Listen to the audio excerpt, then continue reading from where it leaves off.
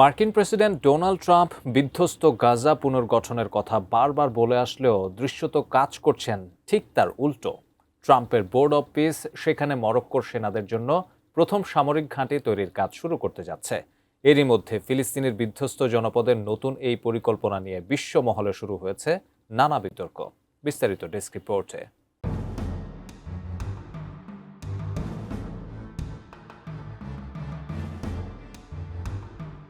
মার্কিন president Donald ট্রাম্পের board of piece গাজায় তাদের প্রথম কাজ শুরু করতে যাচ্ছে। তবে এটি কোনো জনকল্যাণমূলক প্রতিষ্ঠান বা ঘরবাড়ি নয়, বরং তারা সেখানে একটি সামরিক ঘাঁটি তৈরির পরিকল্পনা বাস্তবায়ন করতে যাচ্ছে। লুইজিয়ানা ভিত্তিক প্রতিষ্ঠান আর্কেল ইন্টারন্যাশনাল এই কাজ পেয়েছে বলে দ্য গার্ডিয়ান তাদের এক বিশেষ প্রতিবেদনে তথ্য প্রকাশ করেছে। গাজায় এই ঘাঁটিটি তৈরি হবে মূলত মরক্কোর সেনা সদস্যদের জন্য।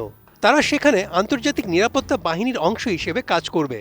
টাইমস অফ ইন্ডিয়ার দেওয়া তথ্য অনুযায়ী এই অস্থায়ী ঘাঁটিটি লম্বায় 100 মিটার আর চওড়ায় 120 মিটার হবে।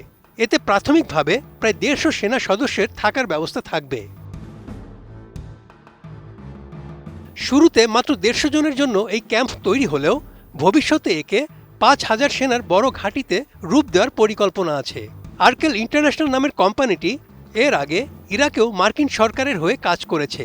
বর্তমানে ফিলিস্তিনি টেকনোক্র্যাটদের নিয়ে গঠিত একটি জাতীয় কমিটি এই প্রকল্পের তদারকি করছে। কোয়ালিটি সম্পন্ন আন্তর্জাতিক মানের still bar CSRM, committed for better still.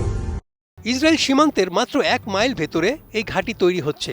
গাজার যে 60% এলাকা সরাসরি ইসরায়েলি সেনার নিয়ন্ত্রণে, সেখানেই এর অবস্থান ঠিক করা হয়েছে। বিপদে পড়লে যেন সেনারা দ্রুত সীমান্ত দিয়ে বেরিয়ে যেতে পারে সেই বিশেষ রাস্তাও রাখা হচ্ছে। ব্রিটিশ সংবাদ মাধ্যম দ্য গার্ডিয়ান এই কৌশলী অবস্থানের বিষয়টিও নিশ্চিত করেছে। দীর্ঘ যুদ্ধের কারণে গাজার 80% ভবন এখন ধ্বংসস্তূপে পরিণত হয়েছে। যুদ্ধবিরতির 10 মাস পার হলেও 20 লাখ মানুষ এখনও অস্বাস্থ্যকর তাঁবুতে দিন কাটাচ্ছে। ট্রাম্প অবশ্য কয়েকদিন আগে হামাসের নিরস্ত্রীকরণের দাবি করেছিলেন। টাইমস অফ ইন্ডিয়া বলছে ইসরায়েল এই প্রস্তাবের বিরোধিতা করে গাজায় বিমান হামলা আরও বাড়িয়ে দিয়েছে। পুরো গাজা দখলের কথা ট্রাম্প আগে বললেও বর্তমানে তা কেবল ছোট একটি পাইলট প্রজেক্টে সীমাবদ্ধ রেখেছেন। মরক্কোর সেনারা ইসরায়েলের ভেতর থেকেই পর্যায়ক্রমে গাজায় এসে দায়িত্ব পালন করবে। আন্তর্জাতিক এই বাহিনীর আইনি কাঠামো নিয়ে এখনও বেশ কিছু ধোঁয়াশা রয়ে গেছে। বিশ্লেষকদের মতে গাজা পুনর্গঠন বিলম্বিত হয় এমন পরিস্থিতিতে গাজার সাধারণ ফিলিস্তিনিদের ভবিষ্যৎ নিয়ে দুশ্চিন্তা আরও বাড়ছে। Desk report, ATN news.